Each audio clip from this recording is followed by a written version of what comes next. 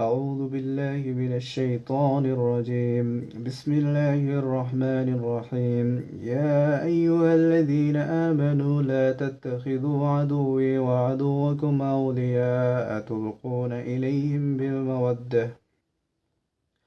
إليهم بالمودة وقد كفروا بما جاءكم من الحق يخرجون الرسول وإياكم أن تؤمنوا بالله ربكم إن كنتم خرجتم جهادا في سبيلي وابتغاء مرضاتي تسرون إليهم بالمودة وأنا أعلم بما أخفيتم وما أعلنتم ومن يفعله منكم فقد ضل سواء السبيل.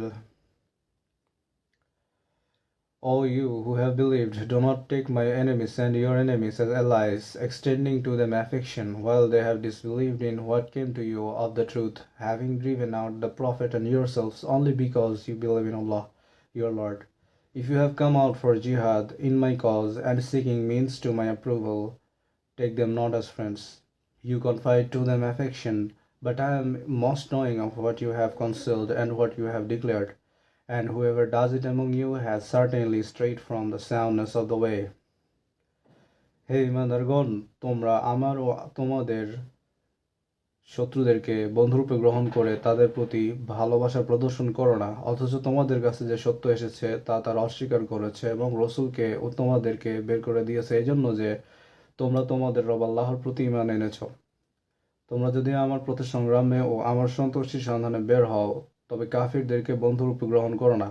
তোমরা গোপনে তাদের সাথে বন্ধুত্ব প্রকাশ করো, অথচ তোমরা যা গোপন করো এবং যা প্রকাশ করো তা আমি জানি। তোমাদের মধ্যে যে এমন করবে সে সরল পথ হতে বিচ্যুত হবে। إن يثقفوكم يكونوا لكم أعداء ويبسطوا إليكم أيديهم وألسنتهم بالسوء وودوا لو تكفرون. If they gain dominance over you, they would behave to you as enemies and extend against you their hands and their tongues with evil, and they wish you would disbelieve. তারা যদি তোমাদেরকে বাগে পায় তবে তোমাদের শত্রু হবে এবং মন্দ নিয়ে তোমাদের দিকে তাদের হাত ও জবান বাড়াবে। তারা কামনা করে যদি তোমরা কুফরি করতে।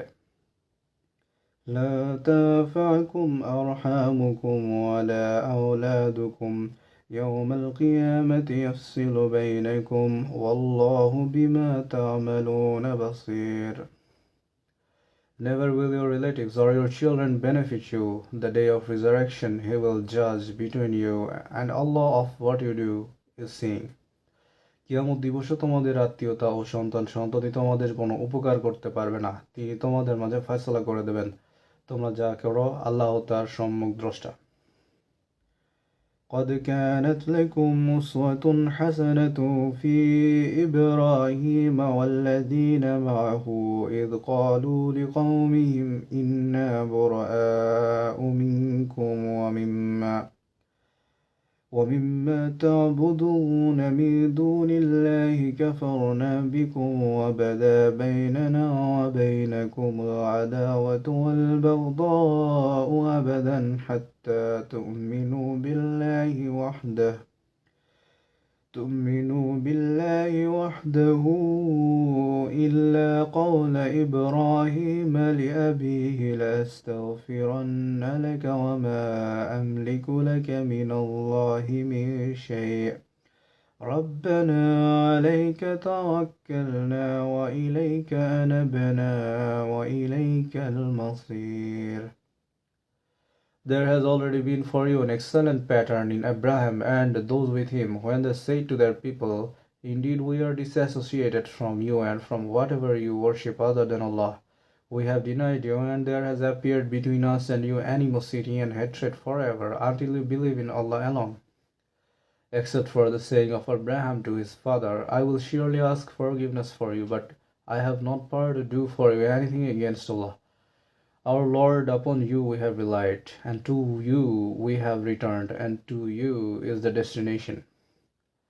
ইব্রাহিম ও তার সাথে যারা ছিল তাদের মধ্যে তোমাদের জন্য রয়েছে উত্তম আদর্শ। তারা যখন স্বীয় সম্প্রদায়কে বলছিল, তোমাদের সাথে এবং আল্লাহর পরিবর্তে তোমরা যা কিছুর উপাসনা করো তাতে আমরা সম্পর্কমুক্ত। আমরা তোমাদেরকে অস্বীকার করি এবং উদ্রেক হলো আমাদের তোমাদের মাঝে শত্রুতা ও বিদ্বেষ চিরকালের জন্য যতক্ষণ না তোমরা এক আল্লাহর প্রতি ঈমান আনো। তবে স্বীয় পিতার প্রতি ইব্রাহিমের উক্তিটি ব্যতিক্রম। আমি অবশ্যই তোমার জন্য আল্লাহর কাছে ক্ষমা প্রার্থনা করব, আর তোমার ব্যাপারে আল্লাহর কাছে আমি কোনো অধিকার রাখি না। হে আমাদের প্রতিপালক, আমরা আপনার উপরই ভরসা করি, আপনারই অভিমুখী হই, আর প্রত্যাবর্তন তো আপনারই কাছে। ربنا لا تجعلنا فتنة للذين كفروا واغفر لنا ربنا إنك أنت العزيز الحكيم